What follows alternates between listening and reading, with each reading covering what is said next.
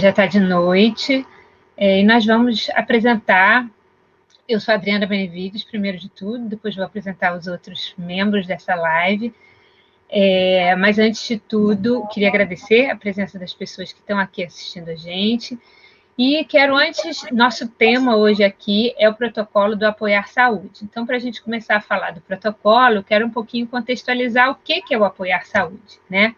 Então, a gente está vivendo uma pandemia gerada pelo Covid-19 e isso gerou um cenário extremamente desafiante para todos, né?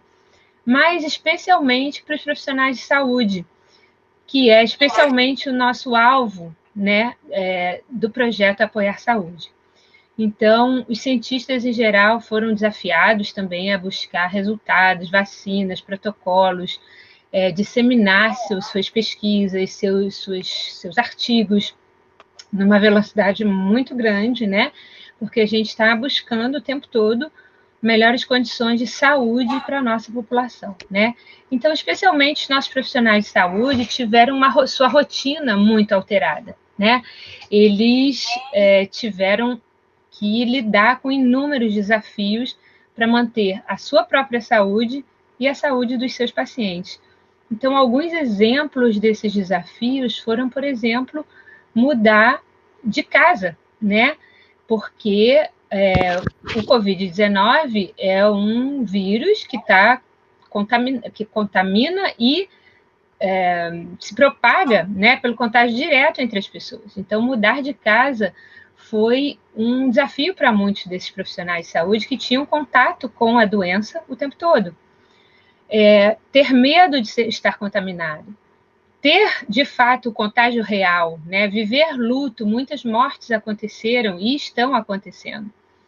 Adequar suas rotinas aos procedimentos hospitalares novos, né? Então, eles tiveram que enfrentar muitas pressões para cuidar da vida das pessoas e da sua própria vida, né? Bom, nós somos de um grupo de psicologia, do programa de psicologia da Universidade Salgado de Oliveira e da Universidade Católica de Petrópolis, e o nosso papel foi, então, cuidar da saúde mental desses profissionais de saúde, né?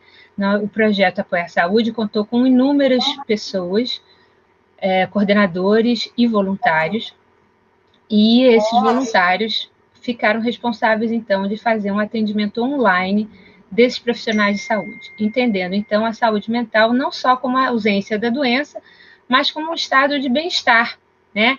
E nós, então, desenvolvemos um atendimento que conta com 4 ou 5 sessões, em que o nosso público-alvo são esses profissionais de saúde, médicos, enfermeiros e outros profissionais que nos procuraram. E o nosso protocolo chama-se acolhimento, é um protocolo de acolhimento, né? E nesse acolhimento a gente, então, está prevendo essas 4 sessões. O acolhimento psicológico é um procedimento que já é previsto pela Política Nacional de Humanização, do Humaniza SUS, né? Não é uma novidade o procedimento de acolhimento. Nós resolvemos, então, privilegiar esse público devido a essa circunstância, e o acolhimento é, sobretudo, feito em circunstâncias de emergência, como é a nossa, né? Então, qual é a ideia, qual é o objetivo de fazer um acolhimento? É criar um vínculo com uma escuta especializada nas demandas trazidas no nosso caso, pelo profissional de saúde, trocar informações e decisões que ajudem a intervenções pertinentes a essas pessoas, né? É um encontro mediado, então, pela escuta e pelo vínculo que está sendo estabelecido ali, né? Não há um protocolo único, não há um acolhimento único proposto em geral.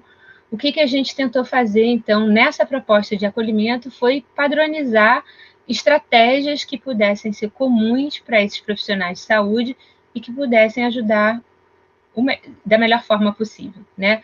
Então, a gente buscou disponibilizar essa escuta, um diálogo, buscando conhecer essas pessoas que nos procuravam e soluções que satisfizessem e melhorassem a qualidade de vida dessas pessoas num atendimento de urgência, imediato, né? A gente buscou formalizar esse protocolo de forma que houvesse uma padronização do atendimento, e a gente buscou, então, 5 sessões, máximo de 5 sessões, que poderiam ser 4, né? Então, essa primeira sessão buscava criar o melhor vínculo possível com esse profissional que nos buscava, né? Que nos pedia ajuda, de alguma maneira, apresentando, então, um modelo que a gente trabalhou, que foi o modelo cognitivo comportamental, que teve como base o modelo cognitivo comportamental e a teoria do ACT, que a Natália vai falar um pouquinho. Então, nessa primeira sessão, a gente buscava criar um vínculo com essas pessoas, o melhor vínculo possível em uma sessão, né? Embora o acolhimento fosse feito um pouquinho em cada uma das outras sessões também, buscando identificar, então, os problemas que eram apresentados, hierarquizar esses problemas. As condições de moradia eram sempre muito relevantes, né, dentro desse caso específico que a gente estava vivendo da pandemia, e nós sugeríamos, então, algumas formas de conduzir os problemas que eles nos apresentavam em função do nosso protocolo. Cada um de nós aqui vai apresentar uma dessas sessões mais especificamente, né?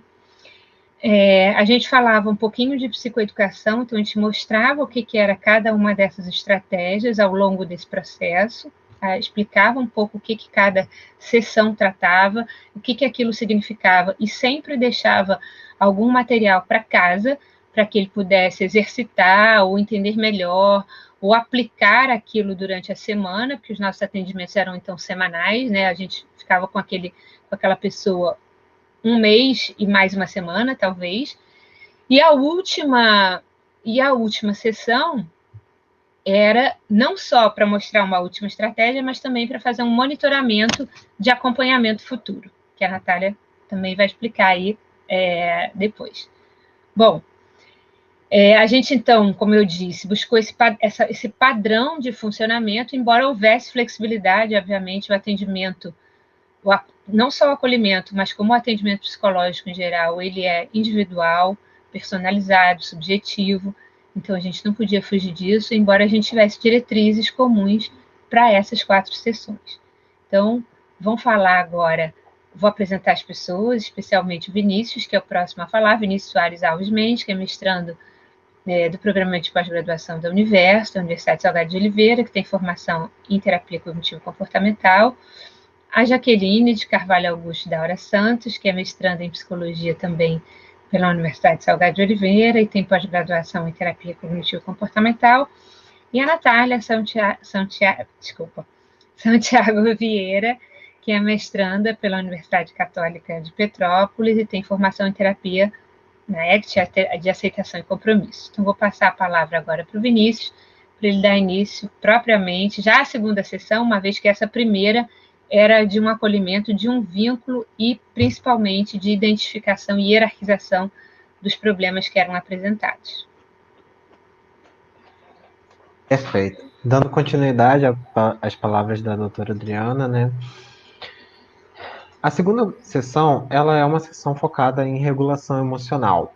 Os objetivos dela é treinar estratégias de regulação emocional para lidar com os momentos difíceis, uma vez que a gente sabe que momentos difíceis e serviços de saúde em plena pandemia é quase que sinônimo, né? E desse modo, a sessão de regulação emocional vai iniciar através do acolhimento daquele indivíduo, né, como toda sessão, claro, e logo em seguida ele vai ter um certo foco em tentar instrumentalizar minimamente aquela pessoa que está perante a gente para lidar com possíveis desregulações emocionais através de estratégias que vão ser apresentadas aqui. A definição de regulação emocional é uma habilidade de compreender e aceitar as próprias emoções, utilizando de meios saudáveis para regulá-las, além de capacidade de elevar, reduzir ou fazer a manutenção de um ou mais elementos da resposta emocional. E o que é essa resposta emocional, né? São nossos sentimentos, nossos comportamentos, nossas reações fisiológicas. E aí, no que vai se ater essas estratégias. Primeiramente, a gente vai fazer uma psicoeducação, explicando para aquela pessoa que está na frente da gente o que é regulação emocional. Em um segundo momento, a gente vai trabalhar a estratégia de aceitação radical, né? Porque aquela pessoa precisa aceitar a realidade como ela é. Não tem como a gente fingir que o Covid não está aí, então a gente vai ter que lidar um pouquinho com isso. E aí a gente vai tentar passar isso para a pessoa que está sendo apoiada. Em outro momento, a gente vai falar sobre a questão da ação oposta e a importância dessa habilidade nesse momento, né? Porque tem vezes que nossas emoções não se encaixam nos fatos. E às vezes a gente precisa ter comportamentos que são opostos ao que nossas emoções dizem, justamente para a gente poder ir em direção aos fatos. Por fim, a habilidade de TIP, que é uma habilidade de regulação emocional, né, de lidar com esse mal-estar, que foca em usar temperatura, exercício intenso, respiração compassada e relaxamento muscular progressivo para regular aquele sujeito.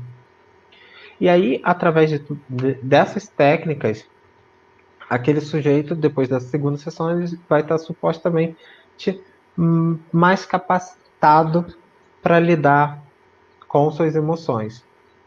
E aí eu gostaria de convidar meus colegas também para a gente comentar um pouquinho de como aplicar essas técnicas e como que isso funciona nas sessões, né?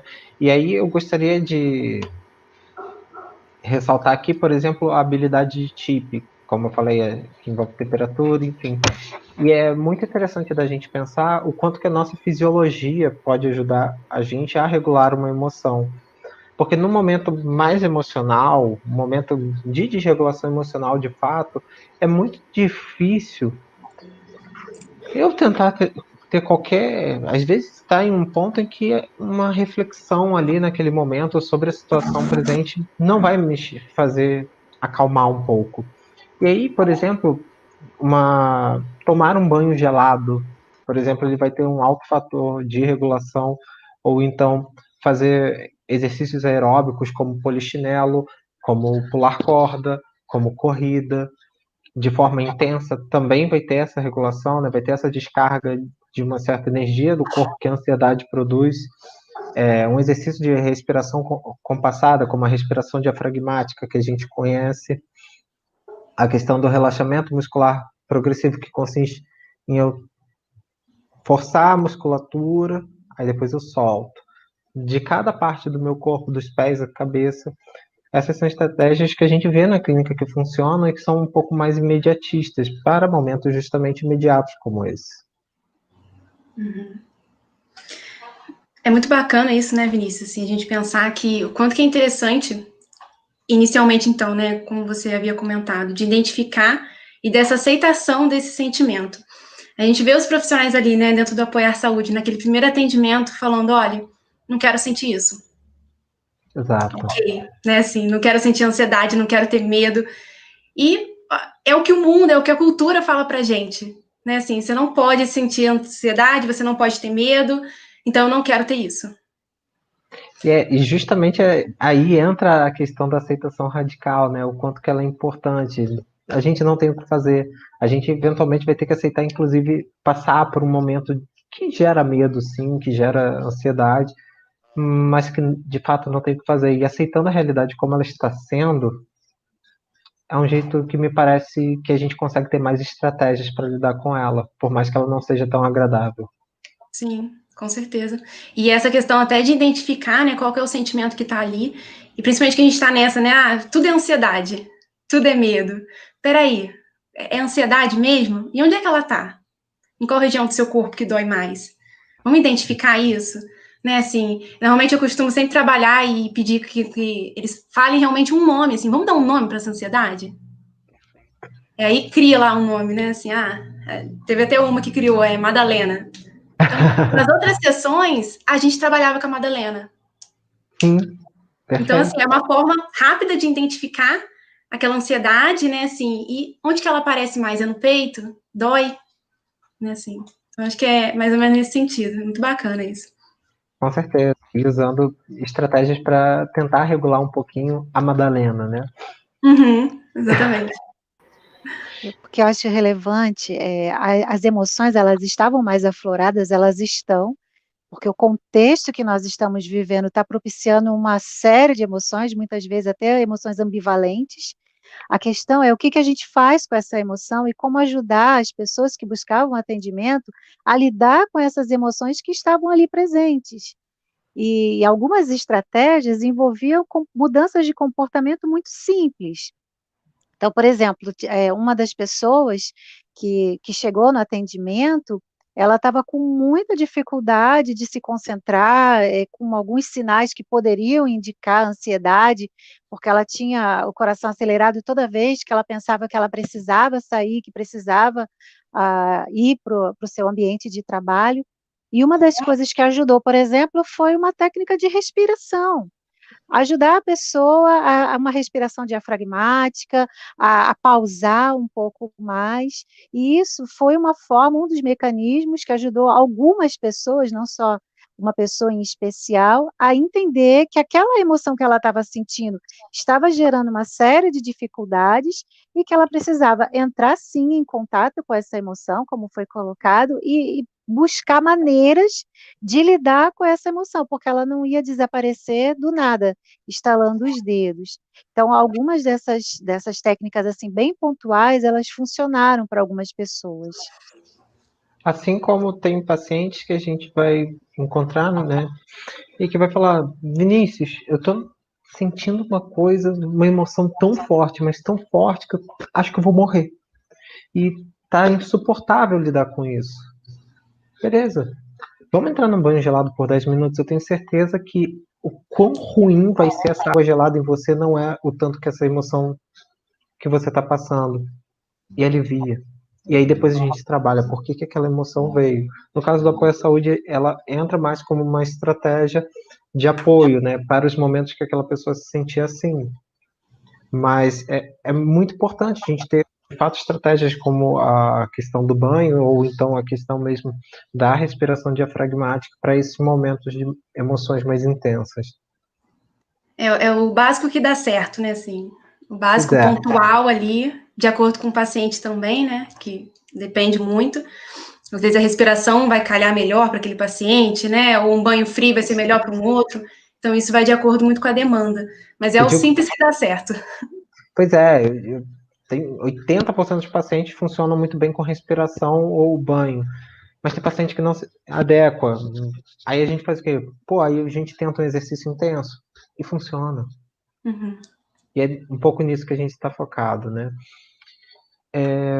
Mas eu acho que a gente então já passou por essa sessão da regulação emocional, né? E queria poder passar então a palavra para minha amiga Jaqueline. Então, como vocês estão percebendo, o protocolo do apoio à saúde, ele tinha uma sequência. Precisa ficar claro que esse programa, o projeto, se você ainda não ouviu falar dele, se é a primeira vez que você está ouvindo, ele não é uma psicoterapia longa, que a gente vai acompanhar as pessoas.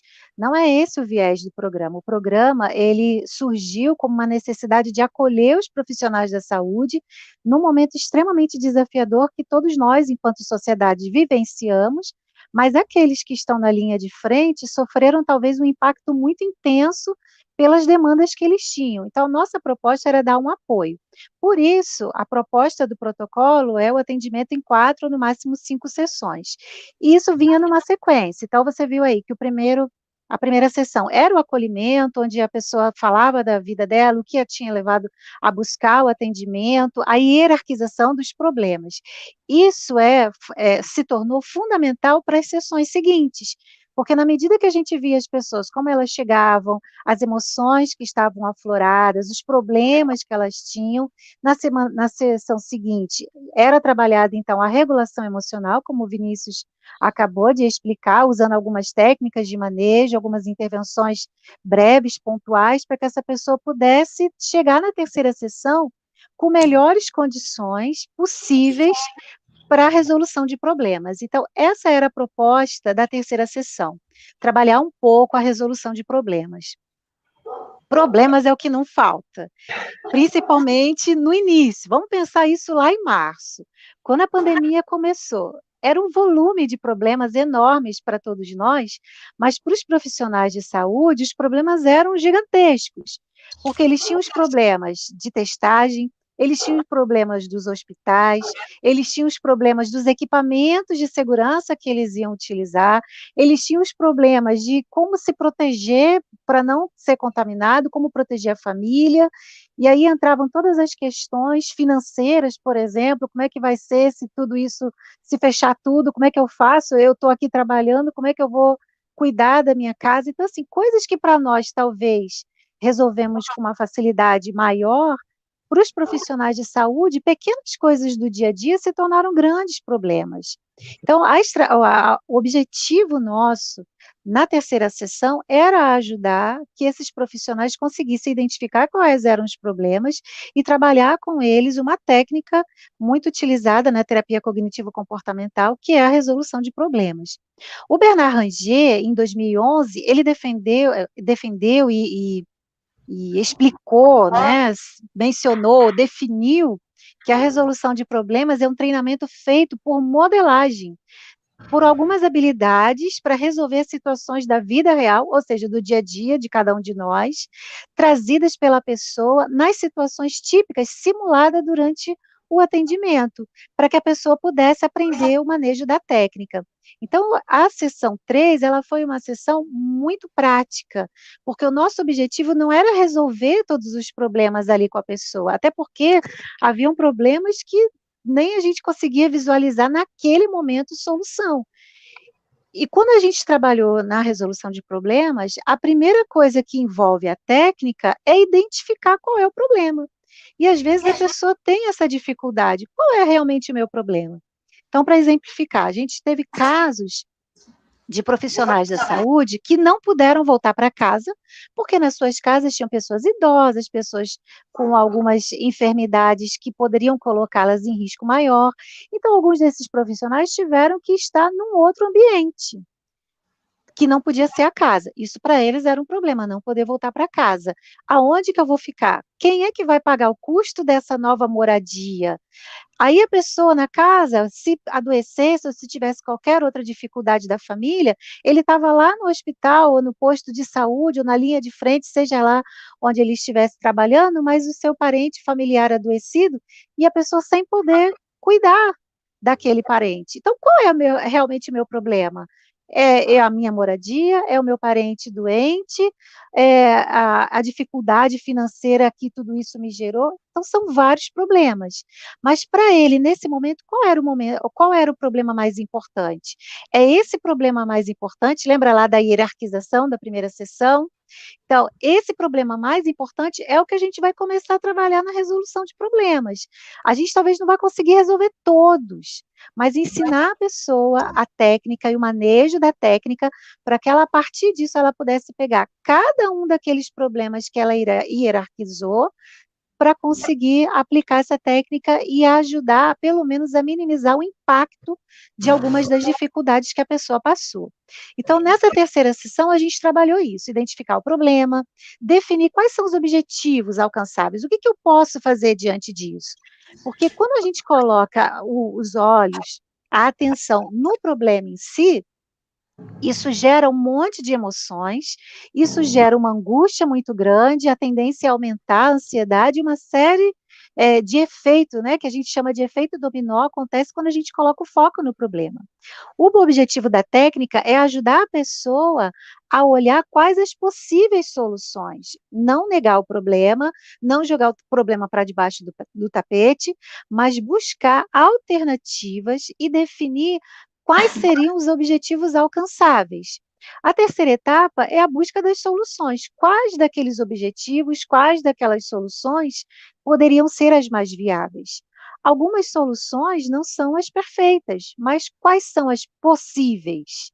Então, uma pessoa que está lá, que o parente em casa está adoecido e a pessoa está lá na linha de frente, não pode ter contato com esse parente. Como é que vai resolver esse problema? O ideal seria ele poder deixar o trabalho e cuidar da família, do familiar doente. Mas para ele isso era possível no momento? Não, não era possível. Então, o que que foi possível para a pessoa, para as pessoas envolvidas? Buscar alternativas. Bem, eu estou aqui, estou focado no meu trabalho, estou aqui desenvolvendo as minhas ações, mas eu tenho também uma pessoa na minha casa que está enferma, que eu não posso cuidar dela agora. Isso me gera uma tristeza, me gera uma angústia, me gera culpa, porque eu poderia estar lá, mas eu não estou. Mas o que que eu posso fazer nesse momento? E aí, com o manejo da técnica, a pessoa faz um levantamento de uma série de possibilidades. Uma delas, por exemplo, é contratar uma pessoa, um profissional de confiança, que estivesse dentro de todos os protocolos de segurança possíveis e monitorar essa pessoa, auxiliar essa pessoa. Então, era a solução ideal? Não, mas foi a solução possível que ajudou a minimizar o impacto daquelas angústias todas que vários profissionais estavam vivendo, principalmente aqueles que não puderam ficar perto dos seus familiares. A gente pensar outros problemas que a gente viu, assim, muitas vezes aparecendo, a dificuldade lá no início com os equipamentos. O que que a pessoa podia fazer? O ideal seria que as instituições, os órgãos de saúde providenciassem os equipamentos, mas isso nem sempre aconteceu naquele momento, até porque o atendimento não era só de pessoas das cidades grandes. Tivemos muitos atendimentos de vários lugares do Brasil, de várias realidades, de vários contextos, uma diversidade muito grande. Então, o não ter um equipamento para atender as pessoas era um problema real. Qual era a solução ideal? É que eles tivessem todos os equipamentos possíveis à disposição, mas esse não era o possível para ele naquele momento. Então, o que que era preciso fazer? Encontrar uma saída. Então, de repente, eles entenderam lá, um grupo de profissionais, a equipe entendeu que eles poderiam, de repente, fazer um apanhado, como a gente costuma chamar no popular, de vaquinha, e vamos fazer uma vaquinha entre nós que estamos na linha de frente, para que a gente possa ter os equipamentos emergenciais, a gente não deixe de atender a população. Então, olhar para o problema, não ter equipamentos, isso gerava uma revolta, uma angústia, uma preocupação, uma tristeza, mas buscar possíveis soluções. Bom, enquanto os equipamentos não chegam, enquanto os órgãos de saúde não estão equipados para resolver tudo isso, nós vamos buscar uma solução. E a solução possível foi essa, nesse momento inicial. Então, essa técnica, né, de identificar, definir objetivos, buscar soluções, avaliar quais são as escolhas possíveis, aquelas que podem ser exequíveis, que podem ser realizadas. Isso ajudava a pessoa a entender que ela tinha caminhos de solução, caminhos de saída para ela. E aí, de acordo com aquilo que a gente estava trabalhando na sessão, o objetivo não era que ela buscasse uma solução, mas que ela pudesse enumerar o máximo de alternativas possíveis, desde as mais doidas, das mais, assim, impossíveis de acontecer, até aquelas mais exequíveis. E diante daquela relação que a pessoa trabalhava o pensamento, trazia a reflexão, muitas vezes ela tinha uma lista grande e era o momento da gente, então, buscar qual era a possível solução, a mais ideal naquele momento, para aquele contexto, para aquela realidade, a mais exequível. E a partir dali, a pessoa era desafiada a implementar essa possível solução. Na sessão seguinte, a minha colega a Natália, ela vai trabalhar um pouco sobre isso, da aceitação e compromisso, mas para fechar essa questão da solução de problemas, a gente trabalhava logo no começo, antes de pensar na aceitação e compromisso, a avaliação, se aquela possível solução que a pessoa tomou e que ela escolheu, deu resultado. Se tivesse dado resultado, a gente trabalhava ali com a pessoa para que ela pudesse, então, se manter nisso e usar essa técnica para outras situações. Se não tivesse funcionado, a gente trabalhava com a pessoa novamente, a listagem de novas possibilidades, possíveis soluções para que ela pudesse fazer uma nova tentativa. Então, isso aí é um treinamento muito prático para ajudar a pessoa. E ela recebia para casa um quadro, né, uma folha que a gente mandava em anexo, em arquivo, para que ela pudesse utilizar isso para os outros problemas que a gente não pôde utilizar, não pôde fazer durante a sessão. E aí, então, passando para a quarta sessão, que era a sessão de aceitação e compromisso. Antes da gente falar um pouquinho da ACT, queria trazer um exemplo bem bacana que aconteceu, né, assim, com uma das minhas pacientes. Ela estava afastada do trabalho e ela estava com indícios de depressão, né, e tudo mais, e ela se via numa situação muito delicada, porque ela não queria fazer nada, e ela nunca foi assim.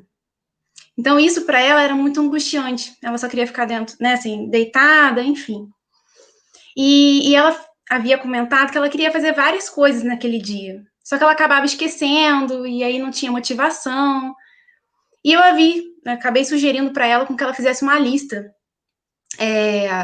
do que ela tinha que fazer naquele dia, o que ela tinha que resolver.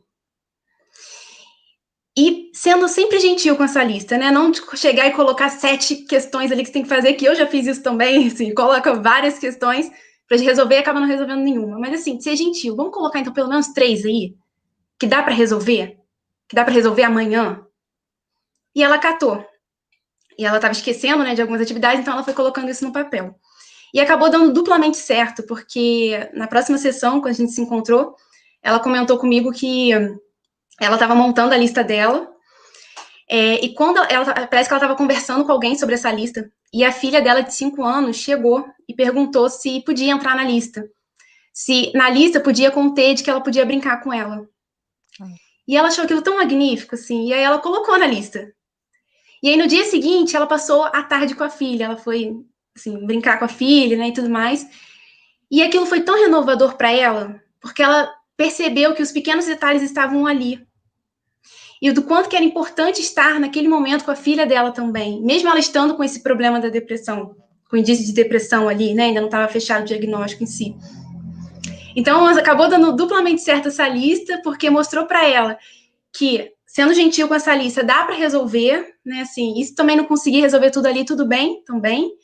E mostrou para ela o que é importante para ela também, que naquele momento é estar com a filha, que era uma coisa que estava faltando talvez na vida dela. Então, pegando um pouquinho assim, de uma forma bem simples, que foi de resolver um problema que para ela era um problema ali naquele momento. Então, olha que interessante, né? Ela passou por esse caminho. Qual é o problema? O que eu quero? O que eu posso fazer? Qual é a minha decisão? Porque talvez nem tudo dependesse dela, mas o que ela podia fazer? O que dependia? Sentar e brincar com a filha. Esse sentar e brincar com a filha gerava nela uma sensação de bem-estar e era uma forma de enfrentar aquela situação difícil, para então buscar novas soluções. E aí acaba entrando na lógica, né, da questão da ativação comportamental, né? Que a pessoa não tem motivação, beleza. Eu vou precisar então me comportar de determinada forma para poder buscar essa motivação. Então ela não tinha isso, ela brincou com a filha como usualmente faria, né? E aí a partir daí começou a pensar, não, se eu brincar de novo com ela, eu vou me sentir bem mais uma vez.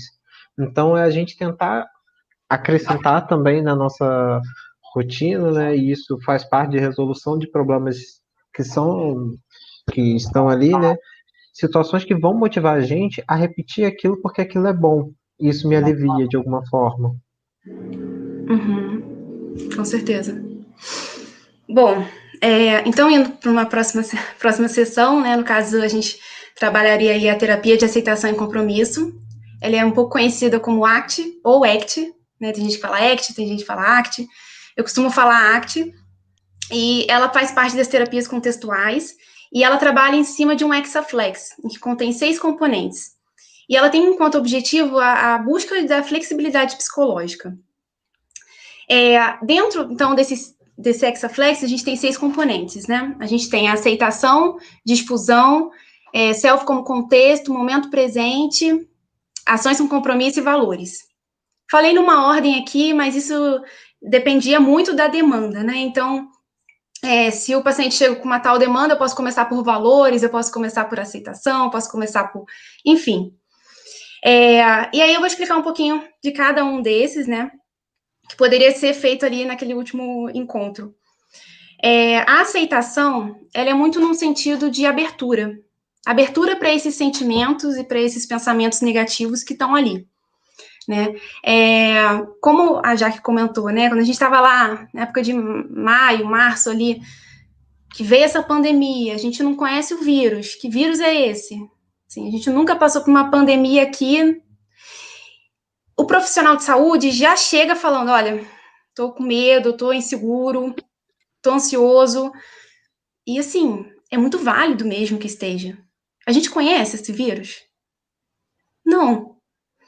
Né, assim, a gente já passou por uma situação parecida dessa aqui no Brasil, assim, nós, na nossa geração? Não. Então, é muito válido que esses sentimentos negativos e pensamentos estejam aí. Vamos dar abertura para eles? Não sendo passivos em relação a eles, mas, assim, vamos entender que eles estão ali e que é válido que estejam mesmo? O medo vai estar ali, e ok. A gente não conhece esse vírus, né? E tá levando a mortes, então é muito válido mesmo que esteja ali. E aí, quando a gente abre, né, assim, tem essa abertura para olhar para isso, para esses sentimentos, para esses pensamentos, a gente consegue, de certa forma, então, ter uma maior clareza. E aí a gente vai um pouco para a difusão. A difusão é basicamente um descolamento. É quando você se descola, você tem você e o pensamento. Então, você se descola do pensamento ou do sentimento e você consegue olhar para ele. Muitas vezes os profissionais chegam, né, assim, até mesmo na primeira sessão, já falando, eu sou insegura, eu sou ansiosa, eu sou medrosa, e eu sou isso mesmo, assim, não vou dar conta, né? E aí, ok, mas então você é ansiosa? Então, ou você está tendo o sentimento de ansiedade? Porque se você é ansiosa, né, assim, você é a própria ansiedade. Ou você está tendo aquele sentimento? Porque se você é aquela ansiedade, você está aqui, ó. Você está conseguindo olhar para ela? Mas agora, se eu tenho a ansiedade, eu consigo olhar para ela. Então, eu consigo ter mais clareza sobre isso. Né? E aí entra um pouco até do que o Vinícius comentou, né? Assim, dessa regulação emocional, do quanto que é importante a gente estar identificando, né? E aí a Madalena vai estar ali. Vamos olhar para a Madalena, assim. Então, é basicamente nesse sentido. Quando a gente vai ali para o self como contexto, que seria um outro tópico ali do Hexaflex, é muito no sentido de como o eu se comporta nos seus diversos contextos. O problema é quando aquele eu é rígido. Então, por exemplo, vou dar um exemplo para ficar mais fácil, né? Um profissional chega, o que foi que aconteceu, e fala, eu sou calma. Ok, ela tem enquanto isso característica. E tudo bem, ela é calma. Será que ser calma nos seus diversos contextos funciona? Para ela, ser calma nos seus diversos contextos assim, é rígido, é aquele ser calmo, eu tenho que ser calma em todos os contextos. Tá, mas e se tiver contexto que aquele ser calmo não funciona? Porque vão ter contextos que não vai funcionar mesmo. E aí entra um pouco o que a Jaque falou, assim, porque aqueles hospitais lotados, sem equipamento, correria, um profissional se vê naquela situação, e aí, você consegue ser calma? Mas a pessoa quer ser calma porque é a característica dela. Tem situações que a gente precisa da Madalena. Pois é. Então, assim, dá para ser calma? Talvez precise da Madalena nesse aspecto. Né, assim, então a gente trabalha um pouco nesse sentido, de tentar ser flexível, de ter um eu flexível ali. Mais ou menos nesse aspecto. Quando a gente vai ali para o momento presente, aí buscando um pouco a ansiedade, né? Eu vou trazer a ansiedade aqui, que foi, diante dos atendimentos do Apoiar Saúde, foi o que mais apareceu, que foi relatado. E quando a gente trabalha o momento como presente, a gente pode pensar a ansiedade, né? Então, as pessoas sempre pensando lá no futuro, né? Assim, então, será que vai dar certo? Será que eu estou indo para o caminho certo? Será que eu não vou contaminar a minha família, assim como a Jaque comentou também? Será que eu vou... E ok. São pensamentos muito válidos mesmo, né? Assim, porque o vírus pode realmente contaminar. Se você está trabalhando de linha de frente num vírus que a gente nem sabe, às vezes pode ser assintomático ou sintomático, e chega em casa e pode contaminar a família? Pode. O que a gente pode fazer hoje, então, para minimizar esse impacto lá na frente? Entra um pouco a resolução de problemas, né? Vamos pensar, então, a gente pode, então, posso trocar minha roupa antes de entrar, né? Eu posso usar mais, então, evitar e começar a usar máscara sempre, álcool em gel, enfim, ter essas questões comportamentais. E também, a gente pode pensar no momento presente, de também identificar novamente aquele sentimento. Então, se eu tô com esses pensamentos lá, como é que tá a ansiedade agora? Porque a ansiedade te leva a pensamentos lá, mas como é que ela tá agora, no presente? Onde que ela tá? Ela tá aí, no teu peito? Tá batendo? Como é que tá o seu corpo? Vamos identificar como é que você fica? Onde que você tá? Então, a gente volta e foca no momento presente.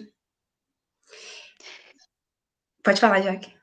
Eu estou me lembrando aqui de muitas pessoas que foram atendidas e vários casos que eu ouvia duas expressões que elas são antagônicas ao momento presente. E talvez ela está até muito comum na vida da gente. O e se e o será que. Essas duas expressões, elas são exatamente o oposto do momento presente. E lá atrás, quando tudo começou, o momento presente de março e de abril era extremamente angustiante. E aquela angústia de ver que o vírus estava aí, que as mudanças sociais estavam acontecendo, que tanta incerteza estava presente, era difícil para a pessoa se manter no presente. Ela começava com essa expressão: será que isso e o e se? Então, trabalhar a aceitação e compromisso e trazer a pessoa para o momento presente, tá? O será que talvez nunca aconteça, mas e se acontecer? Qual é o pior cenário que você enxerga? Então, muitas vezes a pessoa descrevia o pior cenário e a gente podia trabalhar, bom, mas isso não aconteceu e talvez não aconteça. O que você pode fazer hoje, então?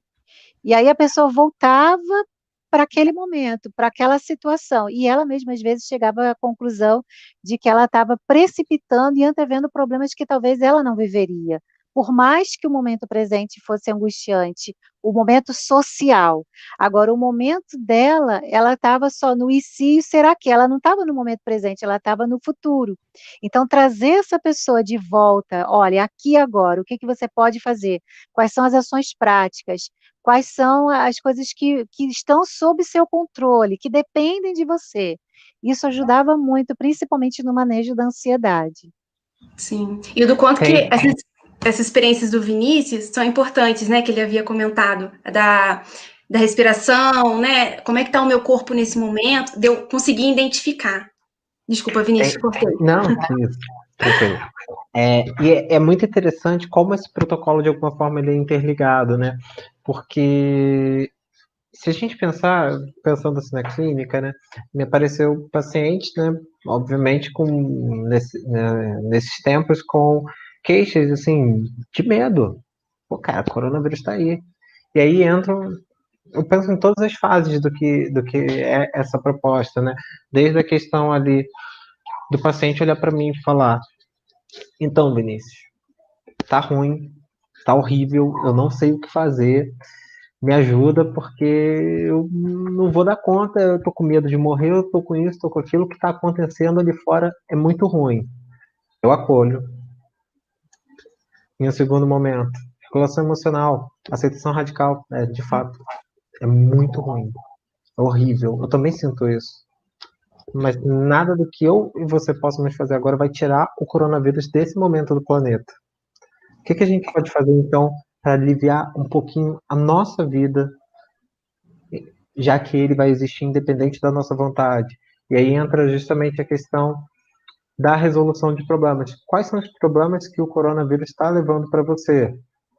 Muitas vezes é a questão da desregulação emocional, e aí a gente retorna. Beleza, vamos usar algumas técnicas para você se regular, e posteriormente a gente tenta ver os outros problemas que estão nesse cenário, e aí a questão da aceitação e compromisso, né? Porque a aceitação radical, ela fala sobre aceitação necessariamente, e aí o grande ponto de colocar para aquele indivíduo: Você se compromete comigo a ter estratégias para a gente melhorar um pouquinho a tua vida? Para que a gente possa resolver alguns problemas e se, na pior das hipóteses, não ficar melhor, a gente pelo menos amenizar algumas situações que são ruins de fato, inerentes a esse momento que a gente está passando. E aí acaba que essas técnicas servem para a gente ter uma coisa um pouco mais leve nesse sentido. Seja um pouco mais palpável de lidar com essa situação. E aceitar que a gente não vai resolvê-la assim, né? Enfim, tem uma galera aí pesquisando vacina e tudo mais, essa é uma coisa, mas enquanto isso não sai, a gente pode ir lidando da melhor forma possível. Sim, e aí a gente entra um pouco até nos últimos 2 componentes do Hexaflex, que é ações com compromisso e valores. O que eu faço hoje que vai de encontro ao que é importante para mim? E aí muitos profissionais chegam, né, principalmente do Apoiar Saúde, falando ou que estão afastados do trabalho, porque pegaram Covid, né, e tudo mais, e não querem voltar. Então, eles já estão curados e tal, tem que voltar para o trabalho, mas não querem, porque estão com medo, porque, né, estão inseguros. E se eu pegar de novo? Como é que vai ser? Não quero. Fora a discriminação, porque se ele já pegou, né, tem toda uma discriminação por trás também. E é muito válido, assim, que sinta tudo isso mesmo. Tá aí, é real, né? Mas por que você entrou mesmo na área da saúde? Por que você se tornou enfermeiro? Por que você se tornou psicólogo? Por que você se tornou assistente social? Por que você se tornou agente comunitário? Por quê? Porque possivelmente, né, assim, aí a pessoa traz, porque eu queria trazer saúde para as pessoas.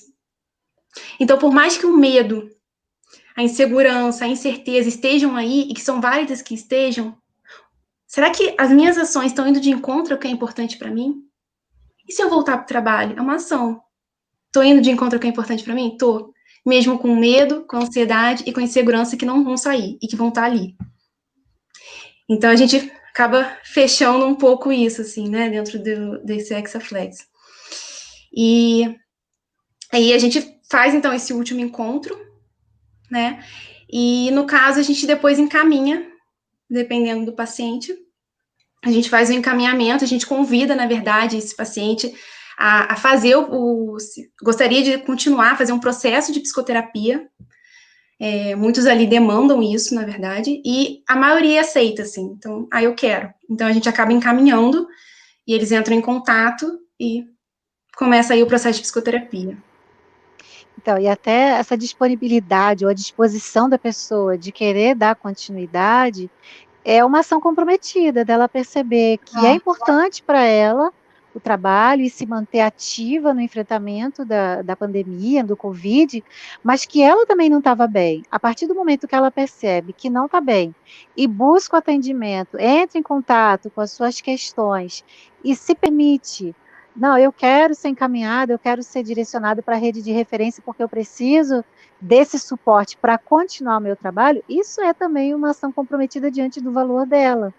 E aí, com relação ao protocolo, a gente fecha o nosso ciclo de trabalho, porque, como a gente falou aqui no começo, ele é um programa de acolhimento. E um outro braço do programa é a rede de referência, que aí isso já foi falado em outras lives, em outras reuniões, outros encontros. Então, você que está assistindo, olha aí no canal, pega as outras lives, assiste para você ficar inteirado de tudo que está acontecendo, porque aqui não dá tempo da gente falar de todo o projeto, que foi montado uma estrutura muito legal e grande, mas quando a gente fala da questão do protocolo, o nosso trabalho fecha a partir do momento que a gente percebe que a pessoa recebeu ali o acolhimento, que ela teve um lugar, um espaço de escuta, de aceitação, onde as emoções que ela trazia, as preocupações foram recebidas, e ali a gente pôde trabalhar junto naquilo que a gente falou com vocês, de regulação emocional, solução de problemas, poder identificar o que sou eu, o que é meu pensamento, e até que ela possa, então, perceber, olha, essa situação é real, o coronavírus é real, a pandemia mudou o nosso estado de ser, mas eu tenho meus valores, e diante dos meus valores, quais são as ações que eu posso ter comprometidas comigo, com o meu trabalho? E a partir de então, é a própria pessoa que iria definir se ela continuaria um atendimento pelas redes de referência ou se ela voltaria para a vida dela no dia a dia. Então, eu acho que o protocolo ele cumpriu o seu papel nesse sentido, da gente poder dar esse suporte imediato, breve, mas que pudesse pelo menos ser um disparador para que, se a pessoa trouxesse outras queixas, outras demandas, ela pudesse buscar o cuidado de uma maneira mais longa, mais seguida, né? Que o protocolo não prevê esse atendimento mais longo. Então, gente, a gente já está pertinho do fim. Faltam 10 minutinhos para a gente acabar. Eu queria também marcar alguns pontos importantes, depois vocês fazem as considerações finais aí de vocês. Um dos pontos é o nosso projeto, como foi dito e redito, tinha alvo realmente os profissionais de saúde. Então, só lembrando que alguns pontos importantes desses profissionais de saúde é que, nesse momento, em relação ao Covid-19, eles estavam desprovidos do potencial de cura, né? Isso era muito significativo para eles. Eram profissionais que se formaram para isso, para curar as pessoas, para dar saúde, para melhorar a qualidade de vida, e que eles não sabiam como fazer isso. Então, isso era muito grave, né? Isso mexia muito com o sentimento, com os problemas, com a aceitação dessa situação toda. Eram profissionais que tinham medo real, né? Era uma situação que estava acontecendo, e medo de como lidar com seus pacientes e como lidar com a sua própria vida, né? E que, em muitos casos, tinham muita dificuldade de procurar por assistência psicológica também, né? E que, no terceiro caso, eles próprios se viam doentes. E aí, o medo da sua própria morte, né? De lidar com o medo real da possibilidade da morte pelo Covid-19. Então, eram situações extremas em que aqueles profissionais realmente precisavam de apoio e de acolhimento. E aí, também frisar um ponto que foi falado pela Natália, pelo Vinícius, pela Jaqueline, que é a proposta do protocolo que, por questões metodológicas, vamos dizer assim, foram usadas estratégias, uma em cada sessão, mas que todas elas estavam intrinsecamente relacionadas. Não há como fazer uma sem a outra, né? Elas eram todas sessões, todos temas que estavam intrinsecamente relacionados, tanto no modelo da ACT quanto na terapia cognitivo-comportamental. Então, embora a gente abordasse mais especificamente numa sessão a regulação emocional, a resolução de problemas ou a aceitação e compromisso, elas eram estratégias que eram relacionadas e que visavam que, ao final desse momento, desse acolhimento, ou o paciente, o usuário, né, daquele atendimento, buscasse a referência, que era, como a Jaqueline falou, um outro braço do nosso projeto, ou ele que aquilo já fosse o suficiente para ele continuar a se automonitorar, né? Então, na última sessão, ou numa quinta sessão, era essa a proposta, era de rever alguns conceitos que a gente tinha falado, trabalhado com eles, as atividades de casa, que, embora esse nome seja um pouco escolarizado, é assim que a gente usa, né? Essas atividades de casa, ou esses exercícios na prática, que ele pudesse, então, se monitorar, quer dizer, quais são os meus gatilhos, quais são os meus problemas, que estratégias eu posso usar para viver melhor com aquilo, com os meus sentimentos e os meus problemas, tá? Então, é isso. Em geral, eu acho que a gente apresentou nosso protocolo, não sei se vocês ainda querem fazer algum fechamento. Eu acho importante a gente reforçar, né, que por mais que a gente tivesse um protocolo, que já foi dito que ele não era uma coisa engessada, que a gente tinha que seguir ali riscadinho cada ponto, o protocolo ele guiava o atendimento, mas evidente, nós tivemos várias situações e vários casos, e algumas situações muito pontuais, a pessoa precisava de uma atenção maior, por exemplo, na regulação emocional. Então, a gente gastava um pouco mais de tempo e o protocolo deixava de ser só aquela coisa, né? Cada sessão uma e a gente acabava dando um pouco mais de atenção àquela pessoa, porque a demanda pedia assim. Mas a gente precisava ter alguma coisa para nos guiar, e eu acredito que o protocolo ele cumpre o seu papel nesse sentido, da gente poder munir a pessoa, munir aquele profissional que buscava por ajuda de algumas possibilidades, de alguns caminhos para ele conseguir lidar melhor com a situação que é tão difícil. Então, para nós, o nosso problema foi resolvido, a nossa possível solução. Será que é ideal? Não sei, o tempo vai dizer, porque a nossa tentativa foi de propor uma solução ideal, mas para nós foi uma solução possível. Juntar pessoas que são pessoas da área da psicologia, profissionais voluntários, uma equipe que trabalhou nas ferramentas tecnológicas para desenvolver tudo isso e fazer isso tudo funcionar. Então, foi para nós uma solução possível para ajudar a nossa sociedade num momento tão desafiador. Então, que você que está ouvindo, você precisar e perceber que de repente não está dando conta, procura, se não o projeto, mas procure aí redes de referência onde você possa enfrentar o momento, enfrentar a situação, porque há caminhos de solução, há caminhos de bem-estar.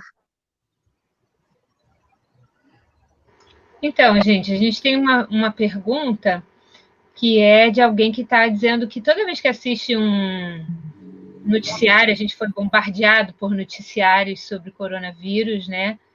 E com 1000 indicações do que fazer, do que não fazer, enfim, a gente teve uma série de informações sobre isso. E a pergunta é: eu me sinto muito mal, um medo excessivo para lidar com esse tipo de informação. O que devo fazer para minimizar isso? Eu vou deixar meus colegas responderem, porque como é minha irmã, não é ideal eu responder para minha irmã, porque eu não sou psicóloga dela, eu sou a irmã dela, então eu vou deixar que meus colegas possam dar essa resposta. Ai, gente. Muito bom. Mas assim, é muito difícil pensar em uma coisa assim pontualmente para a gente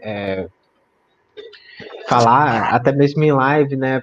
Porque a gente está falando de um protocolo de atendimento, então envolve um processo, né?